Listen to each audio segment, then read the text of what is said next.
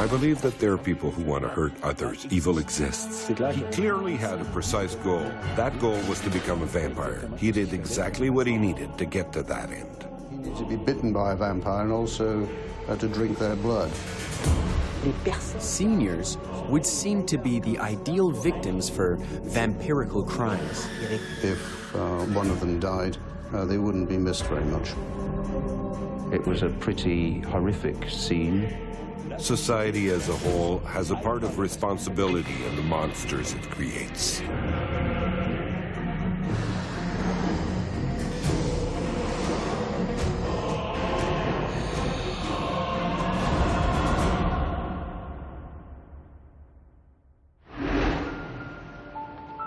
On the morning of November 25th, 2001, a Meals on Wheels volunteer arrives at Mabel Lation's house to deliver the nonagenarians' meals. She arrives at the front door, knocks, and waits patiently. Mabel is usually waiting for her, but today she doesn't answer the door. The volunteer looks through the window to see if Mrs. Lation might be in distress. Nothing. We know that a Meals on Wheels worker came round. She couldn't get any answer when she knocked the door. She was concerned about this. Remembering that the elderly woman is a bit deaf, the volunteer goes to the back door. She went around the back of the house and saw that a pane of glass in the rear patio door had been broken. She notices a bloody shoe print and shattered glass and blood on the windowsill. Alarmed, the woman quickly calls the police.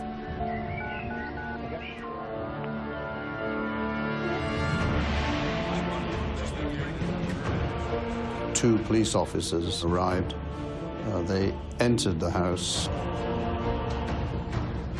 It was a pretty horrific scene and quite a bizarre one. The police slowly walk towards the living room where the TV is still on, but muted. Mabel seems to be asleep. When they walk around to face her, they notice a large pool of blood underneath her knees. Her legs are being gashed in order that blood could flow out into a saucepan. The contents of the saucepan were no longer present. When they look around, they notice a silver platter on the crime scene. Inside that was a wrapped piece of paper. When they unravel the package to see its contents, they are nauseated by the horrible sight. When the paper was opened, it was discovered that Mrs. Lysham's heart was inside it. They revert their eyes towards Mrs. Lation and notice a hole in her rib cage where the heart should have been. Her chest had been opened and her heart had been removed from the body. There seems to be a set of ritualistic objects around her body. There was two cross pokers at her feet and a candle on the mantelpiece. The policemen have never seen anything so gruesome in their entire careers. Llanfairpwll's reputation as a quiet, peaceful, uneventful town has just been shattered.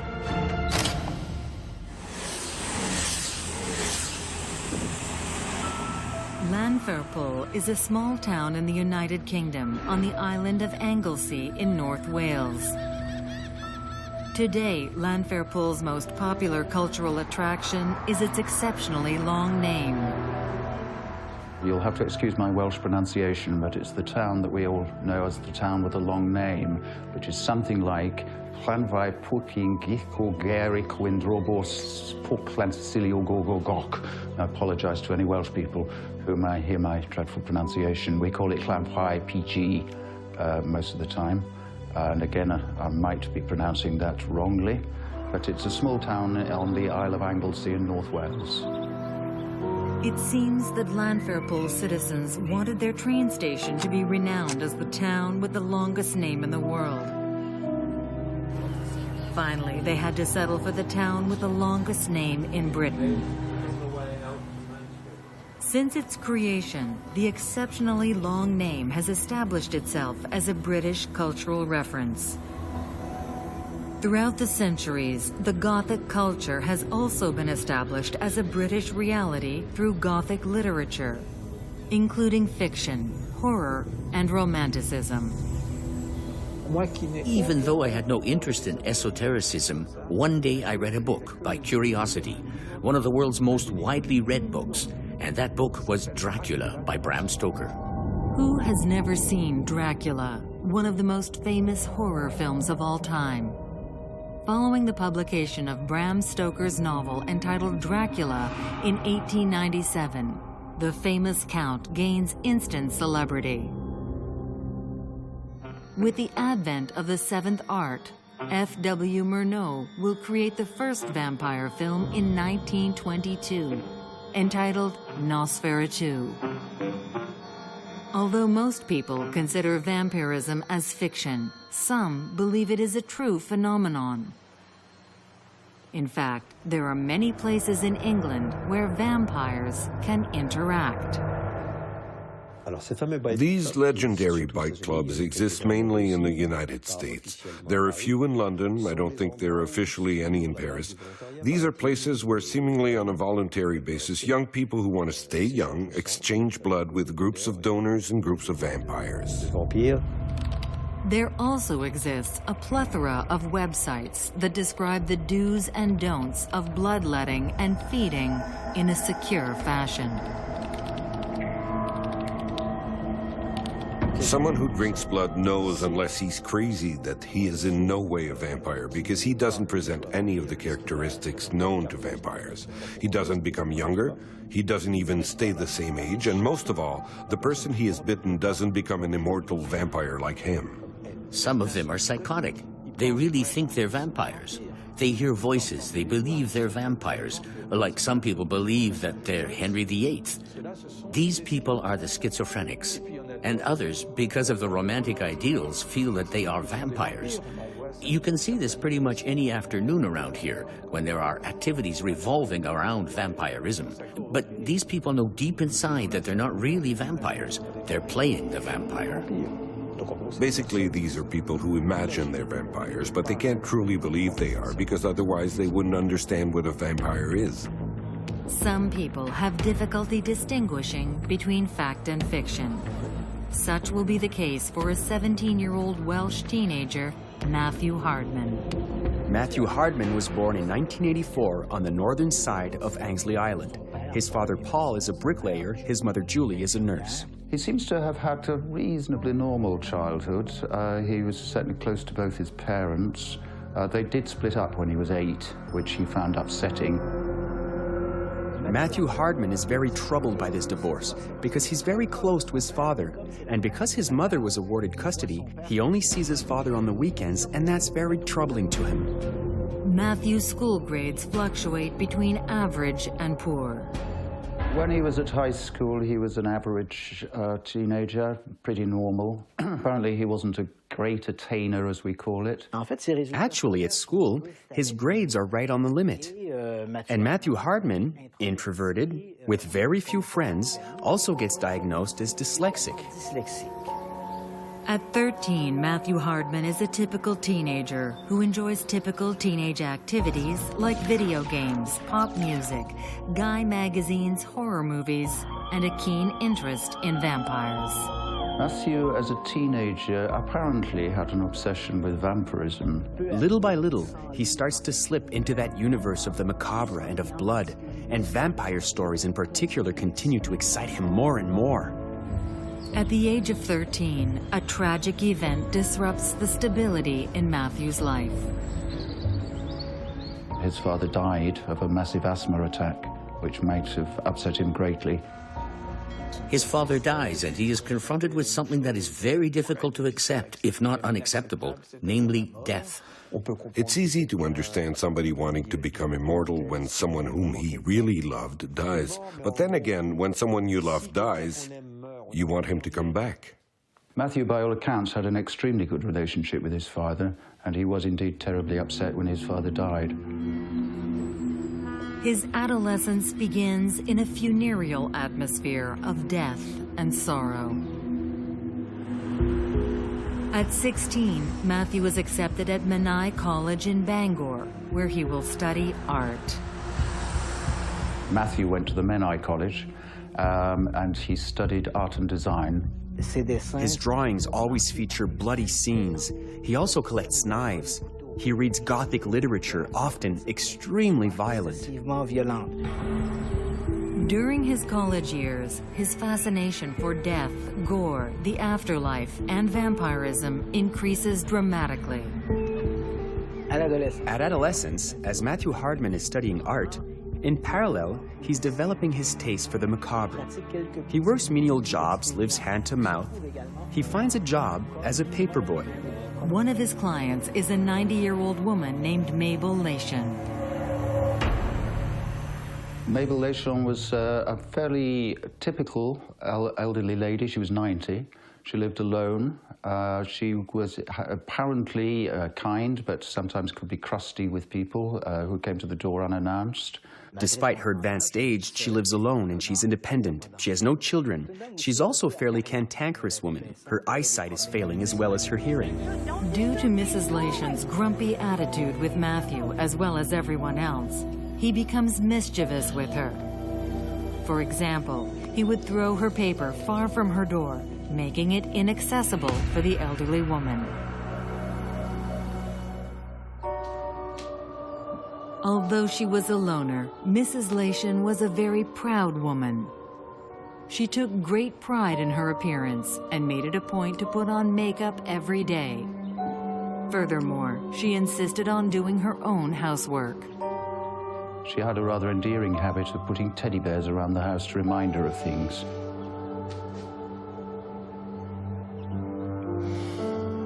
She was knowledgeable about political issues and kept herself up to date by reading and watching news and political discussions.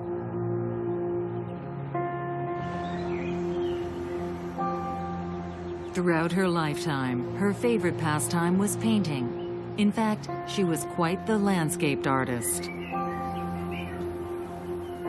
Matthew and Mabel didn't know it, but they shared a common interest: art. It would seem that Matthew and Mrs. Lation didn't have any relationship beyond that of her being a neighbour in a very small community. He would have certainly known her, but I don't think they had any particularly close ties. He was just her paperboy and somebody who lived down the road. Matthew also shared a common interest with a young German girl, an exchange student at Menai College. In September 2001, he had noticed her at the boarding house where his friend David Lamb lived. She lived there also. Convinced that she was a real live vampire, he asked David Lamb, also an exchange student, to introduce her to him.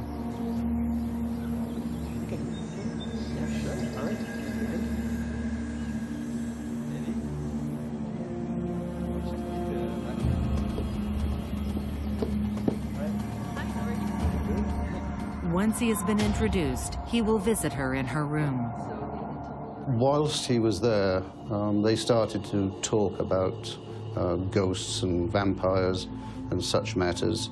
I think the young woman was perfectly happy to talk about it and was interested in the topic.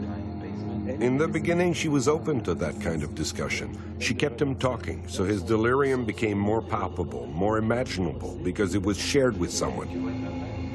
He had a long conversation with her one night about vampires, and this ended up with him begging her to bite his neck. Matthew Hardman suddenly said to her that she was a vampire and she should bite him. She obviously thinks he is joking. He became very strong-willed about this and was insisting that she should bite him. She was taken aback by what was happening and sought to calm matters, but he forced her onto the bed and put his neck onto her mouth.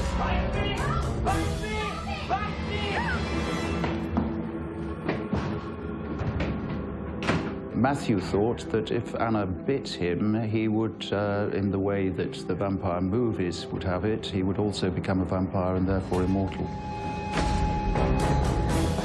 Convinced that Hardman was delirious, she called out for help. David Lamb and the landlady came to her rescue and with much effort succeeded in throwing Hardman out of the boarding house, hoping to put an end to his vampire prank. The illness that was affecting him was clearly schizophrenia. He had hallucinations, he had delirious episodes, all typical symptoms are visible. However, he will continue to hallucinate in the street. When he got expelled, his delirium didn't necessarily stop. His ideas didn't change automatically. It's not surprising that he started seeing potential vampires everywhere, because at the time he was fully engaged in that universe. His behavior made it quite obvious that he had lost touch with reality. He totally exits reality. He gets delirious. Some particularly fragile people can exhibit acute psychosis. The name for this varies, but in France, they're called acute delirious episodes. Neighbors were called, they called the police. When the police came, apparently Matthew was insisting that the police and Anna and the other people around him were all vampires. In the course of this, Matthew punched himself on the nose so that he bled and invited the people who were there to smell the blood and to say that they should bite him.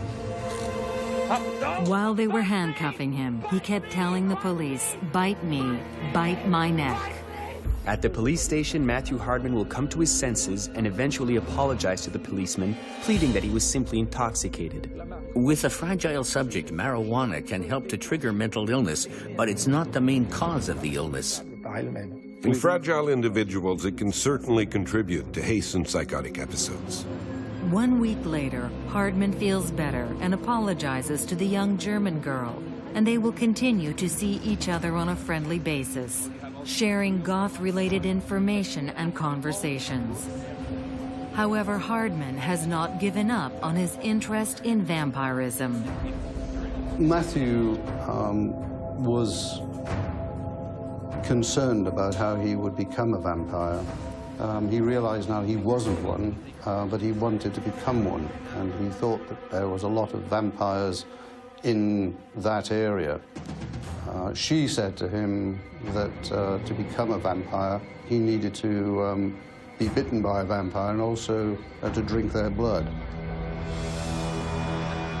In the course of this conversation, Matthew Hardman said that Llanfair PG would be a perfect place for vampires.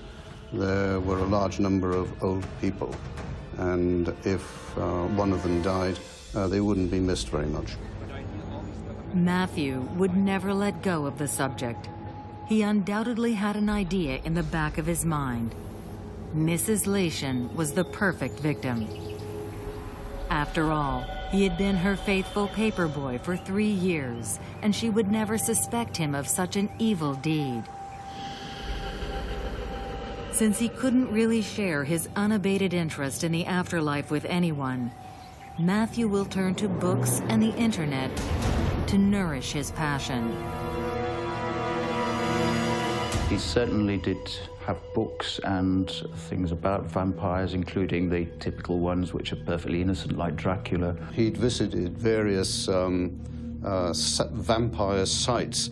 I think they were vampires, Vampire Donor Alliance, titles such as that. When people learn too fast, when they learn poorly, when they learn nothing, when they learn by themselves, there is inherent danger. Culture can be poorly digested, poorly acquired. I prefer people who know nothing to people who know poorly. In the world of vampirism, there are also the sex feeders. There are a number of people who consider vampirism to be a sexual metaphor. The only other fluid which is a carrier of life, apart from blood, is sperm.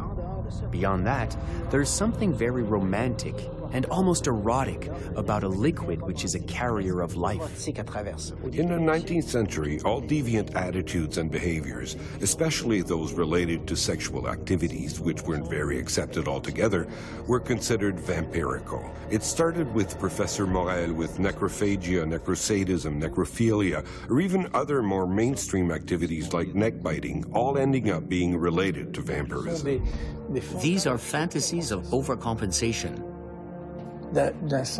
for a feeling of total uselessness, of extreme failure. It happens when narcissism is insufficient to justify existence. That's when you invent such grandiose scenarios. You have to be very unhappy to imagine that a vampire's life is good. On November 24th, 2001, Matthew will finally put his plan to action. On the night of November 24th, 2001, Matthew Hardman dresses in black from head to toe, takes a knife from the kitchen at home, and heads for Mabel Leishen's house.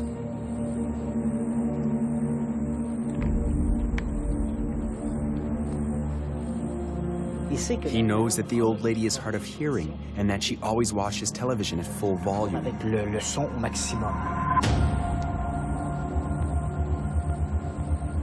He grabs a patio slate and uses it to smash the kitchen window.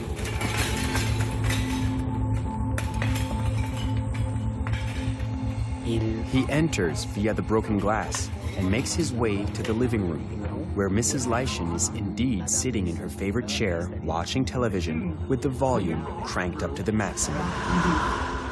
The intruder creeps up behind her, ready to perform the deadly deed that will make him immortal. Mrs. Leishen put up a violent struggle. Mrs. Leishen had been stabbed 22 times, twice through the heart.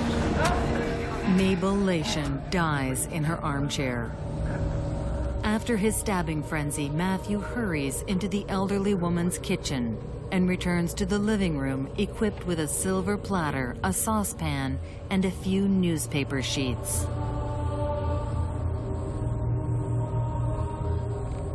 He will lift the lady's legs and place them on a stool in front of her and slash the back of her legs to be able to collect the blood. His evil plan is not yet complete. The next step is a little more complicated and takes quite a bit of strength and a great deal of determination. He will also open Mrs. Leishen's chest and remove her heart, which he will eventually wrap in a sheet of newsprint. Now that the preliminary stages are complete, one last ritual must be performed in order to become immortal. From the inside pocket of his jacket, he takes out a list and 2 candles.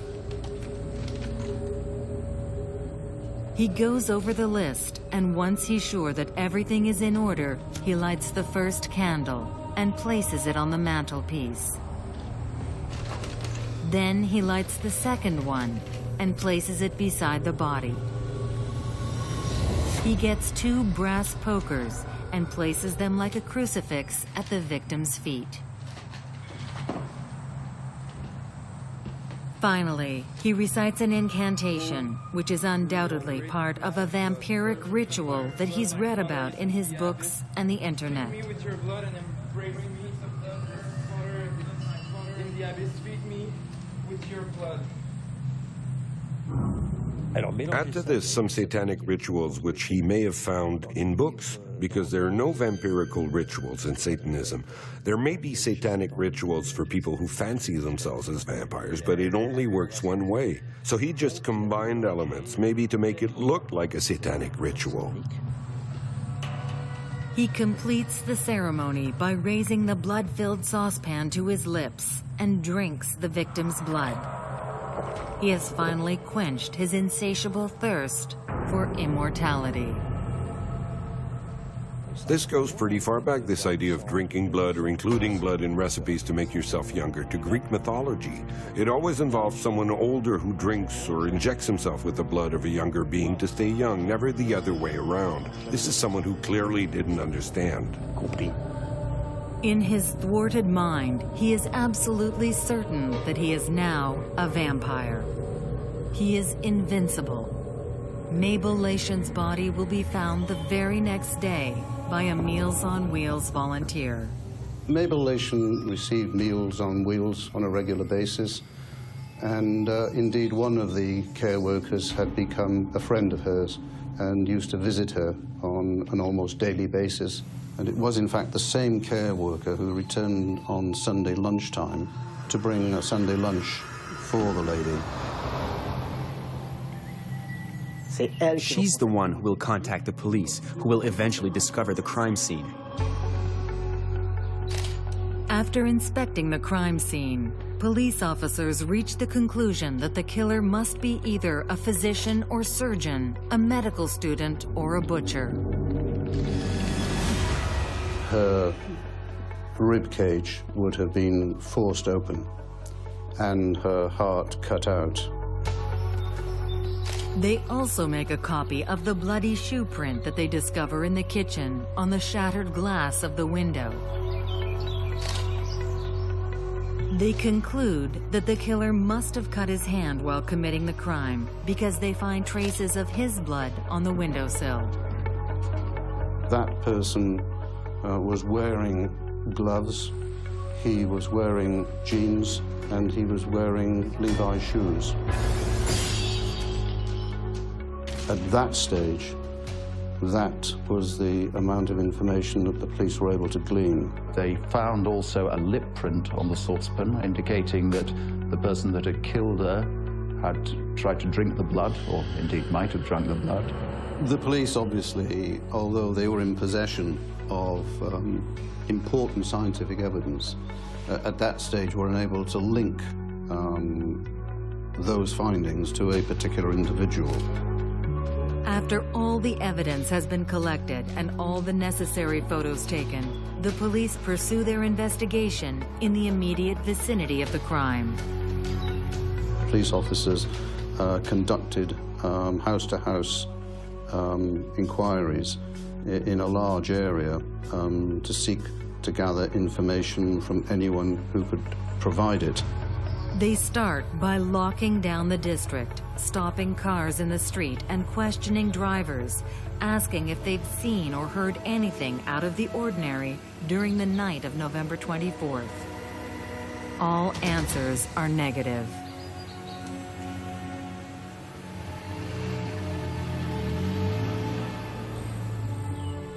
Investigators will even pay a visit to Matthew Hardman at his mother's house. In fact, it was only 2 days after the murder that they first spoke to him. At that stage, he said that he didn't know Mrs. Lation, and on the Saturday evening had been in the company of the friend who was present on the evening when the incident occurred with a German student for about 3 hours, and then returned home and had remained in for the rest of the evening. Throughout their investigation, policemen take DNA samples from over 100 people in order to compare them to the traces of blood found at the murder scene. At the beginning of December, the police have gathered evidence that leads to 3 possible suspects. They briefly looked at 2 other killings, or a possible one was a suicide which had happened nearby. They ruled these out as not of any significance in this case. The police asked for help from experts in the occult and witchcraft. I would guess that the reason for that is the evident ritualistic nature of the crime scene. The police also asked for psychological profilers to help them. This is a fairly standard procedure. I would again suppose that given that it was quite a bizarre crime scene, they would assume that it was done by somebody who had deep psychological problems, and therefore psychological profiling would be a way to narrow that search down. The police finally get a break in December 2001. There's a program called Crime Watch, which invites people, the public, to ring in with any evidence relating to real-life crimes that have happened. Whether they have any knowledge of the crime at all. In other words, did they possibly witness it? Did they hear anything about it? Or I expect in some circumstances, do they know who committed the offence? Crime Watch was in fact phoned up by quite a few people in that vicinity. The most important call is from a female student at Menai College in Bangor. The German student who had had to fight off Matthew Hardman a few months earlier as he was asking her to bite him to make him a vampire, remembered that he had also told her that older people would be ideal candidates to be victims of vampirical crimes. In the end, she will contact the police herself and put them on Matthew Hardman's trail. He was seen again in early January by police officers following the transmission of the Crime Watch program. On that occasion, he was asked about the incident that had occurred with the German student, and he said he could recall a little about it, that he had taken cannabis, and he denied that he had a keen interest in vampires, but just occasionally read books about them. Investigators will discover concrete evidence linking him to Mrs. Lation's murder. Various knives were recovered, but in particular one knife was recovered, which had DNA evidence on it, which linked the knife to the killing. They were quite clear that one portion of the DNA was Mabel Lation's. They were now able to say that the other DNA was that of Matthew Hardman. Investigators also find the rubber gloves Matthew wore on the night of the murder, which reveal traces of Matthew's DNA. With his consent, police officers searched his room, and they recovered a pair of Levi's shoes. Matthew's shoe perfectly matches the print left on the broken glass at the crime scene. They will also find numerous elements in Matthew's room, magazines dealing with the occult, which will only reinforce the police's conviction that Matthew Hardman is certainly Mabel Lation's murderer. He was arrested on the 8th of January. When Matthew was arrested, he apparently showed no emotion whatsoever, didn't seem to be fully cognizant of his predicament. He was as relaxed as if he'd just been accused of some petty crime or speeding or something. He, during the course of interviews with police officers, always denied his involvement in any way in this murder, and claimed he was not responsible. After returning from a psychotic episode, and I don't know if the boy received treatment or not, people typically don't understand what they were thinking at the time. There is no logical explanation. It becomes much easier to deny the facts than to try to explain what one was living through at the time. It's impossible. The trial took place in North Wales, in Mold Crown Court, in July 2002. It lasted, as I recollect, some 2 to 3 weeks. Matthew has completely maintained his innocence over many, many years, and still does to this day. Hardman denies his involvement in the murder of Mabel Lation. Justice Richards accuses him of being completely remorseless by refusing to acknowledge his involvement in the crime. He never did, and to my knowledge never has, expressed any remorse. Matthew was psychologically evaluated by 2 forensic psychologists who were apparently very well known. They found no evidence of any insanity. It's pretty clear that he understood what he was doing, but for him, in his world, this act almost became an obligation. His delirium pushed him to do it and took control of him. He could not pass judgment on this. This is a case where people are typically judged not to be criminally responsible, when because of the illness, the subject is unable of any critical analysis of his behavior. This seems to be the case here. It's a mystery to me that he was judged to be responsible of his actions, because they're clearly the acts of a sick individual. However, there could be a plausible explanation for Matthew's strange beliefs and behavior. The Renfield syndrome. To go as far as murder when you suffer from vampirism. There is one vampirical pathology called Renfield syndrome from one of the main characters in Dracula. This is someone who wants to become a vampire, who fantasizes about it, who is locked up in a mental asylum, but who knows that Dracula is coming. He has a sixth sense that lets him feel from a distance that the master is coming to offer him immortality, which will not happen. Psychologically speaking, when we analyze Matthew's state of delusion following the German exchange student's refusal to bite him, he appears to be afflicted by the Renfield syndrome, having the clear conviction that he could detect vampires. Even though Justice Richards throws the insanity plea out of the court, he isn't completely convinced of the young man's good mental health. From what we can understand, Matthew Hardman was a very troubled person. He was obviously suffering from a mental disorder. What form this disorder will take when its subject experiences delirium and hallucinations depends on the environment in which he will find himself. Clinical vampirism is too precise to be a recognized pathology.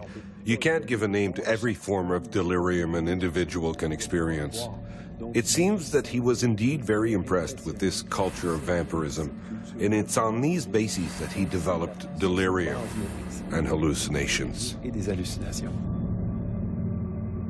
So these delirious episodes of acute psychosis are classically known to follow, in about a third of the cases, an intense period of stress and happen only once in a lifetime. Some people, when confronted by major stresses, will show several delirious episodes of acute psychosis, and these can sometimes represent the door into schizophrenia. At the trial, lead investigator Alan Jones will testify that all evidence against Hardman was generated from interrogations between investigator and suspect, that is, the accused himself.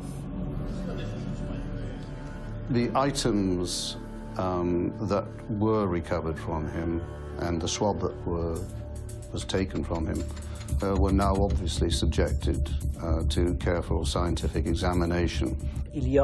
So we have the DNA test matching Matthew Hardman's profile, as well as the sneakers found in Matthew Hardman's room, which will match the bloody footprints found on the scene of the crime.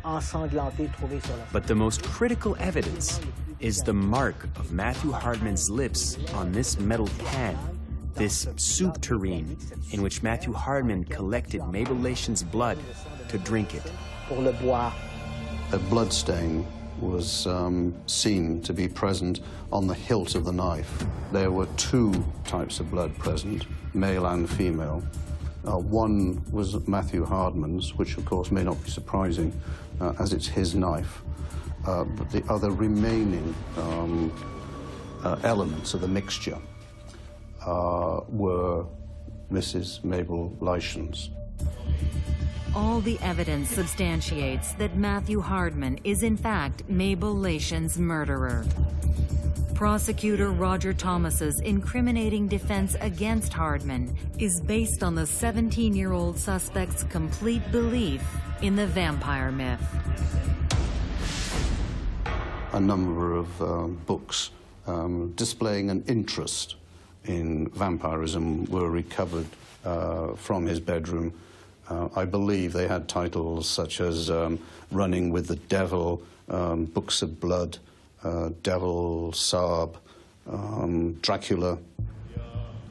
Thomas stipulates that Hardman's interest in gaining a vampiric state is easily established through his choice of literature. books and magazines and websites he consulted. It wasn't seriously suggested that these were sites for vampires, and there is an element of tongue-in-cheek about the sites. But again, it indicates perhaps an interest in the subject of vampires. His obsession to feed on the blood of victims to gain immortality was fulfilled by literature until the night of November 24th, 2001, when his obsession, going beyond the bounds of fiction, led him to personify his role as a mythical murderer in real life. The way in which he assaulted and mutilated this person shows that he clearly had a precise goal, which was to become a vampire, and he did everything he felt he needed to get to this end. I can only assume that it was associated with the desire to become a vampire. In spite of everything, Matthew Hardman will continue to deny his obsession with vampiric cults, and even states that he merely harbored a subtle interest for the subject. Matthew Hardman, who committed this crime more than 10 years ago, is still denying the facts. It happens fairly often because it's most probably too painful for him to admit that he committed such an outrageous act. The most important witness to validate the prosecutor's obsession theory is the German exchange student. When she testifies in court, she recounts the delusional episode that occurred in her room at the boarding house. Matthew insisted that she bite him in order to become a vampire like her. He sincerely wanted to become immortal. Here we have a boy who meets someone to whom he is extremely attracted, and he wants to become a vampire. He wants to become basically her subject, her zombie. He wants to be totally dominated by her. At the end of her testimony, the German exchange student remembers that during his loss of contact with reality, she saw an unsettling, diabolical, evil gleam in Matthew's eyes. On August 2nd, 2002, Matthew was found guilty. The judge, Mr. Justice Richards, sentenced him to life imprisonment. During the sentencing, the judge stated that the crime was thoroughly planned and carefully executed. Someone who takes as much time to stage his act, it's the preparation that's scary, the premeditation. To me, even if the person is still young, it's already too late, unfortunately. This was clearly a deliberate, brutal, violent murder for some really utterly incomprehensible reason. Matthew Hardman thought he would become immortal by performing a vampiric ritual murder. Was it merely insane delusion to believe in the possibility of immortality? Reality will eventually set in when Matthew Hardman realizes the impossibility of outliving his life sentence in prison.